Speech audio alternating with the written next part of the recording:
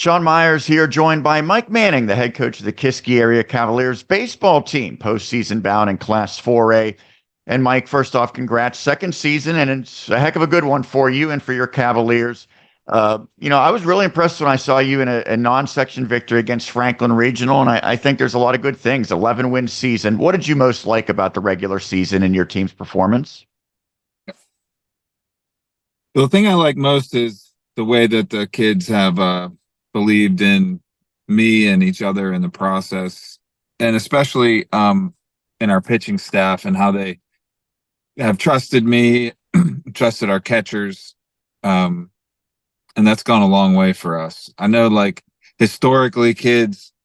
Well, I'm not going to give away too many secrets, but I guess they don't believe in certain pitches here and there. They tend to pitch scared, which leads to some different things. So I've been very happy with the way our pitchers have trusted certain pitches here and there, and kind of trusted me along the way.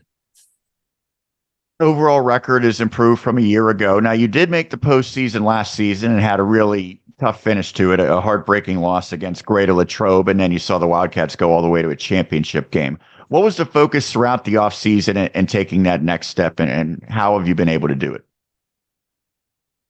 Our focus has been, we were together for the first time last year, and what I noticed when we took the field against Latrobe was we were very concerned with what they did and who they were and what their identity was, and took our eyes off of who we are and who we were and, what we like to focus on. So moving forward from that, and that's kind of the process of learning, I guess, for a young team is, we have worked on when we take the field, whoever's on the other side, obviously we know what their strengths and weaknesses are to some degree, but we really try to focus on keeping our eyes on who we are, and what we do, and try to do those things the best we can. So that has been, like the abstract focus for us. We have really hit the weight room hard. We were just in there this morning. So strength and conditioning and just, completing the work in front of us has been our focus this year. So You've got a big senior group, and I know some of those guys are college bound to continue playing baseball, and you also have a guy in Nate Witt who's a captain. How much do those seniors kind of teach the way to the underclassmen, maybe the players who aren't quite as experienced and haven't been through this before? Yeah, they do. They do for sure, especially Nate Witt, who I love to mention because he's the type of captain and leader that he doesn't say too much. He leads by example. He gets the work done in front of him. Anytime we need something, whether it's on the field or off the field, he seems to be the guy to do it.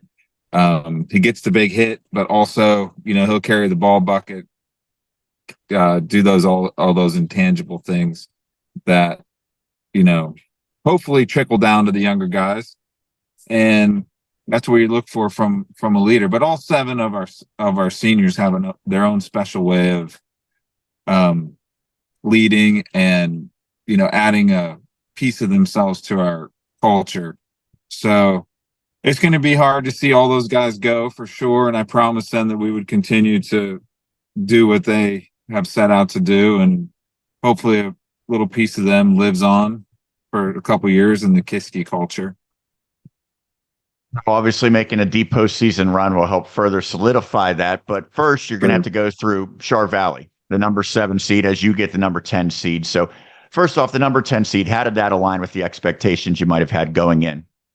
Right. I'll have to be honest. I don't do any of that stuff personally. I know a couple of the guys on the team, they love to predict and see who we're going to play and this and that. So we had going into the seeding yesterday, we had a pretty good idea exactly where we were going to land and exactly who we were going to play. So it aligns perfectly with what we expected. Yeah. Going against the Colts, what's the biggest key to success? I believe our biggest key to success is going to be our running game. along with, and you and I have talked before, the one time we talked before, I said the same thing. Jake Smith is going to have to come out and do exactly what Jake Smith is capable of doing. And if he does that and we can, create a little chaos on the base paths, I think things are going to we're going to have a lot of fun on Wednesday night, and hopefully we come out with a victory.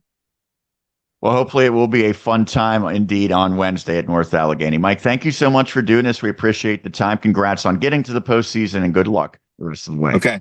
Thank you, Sean.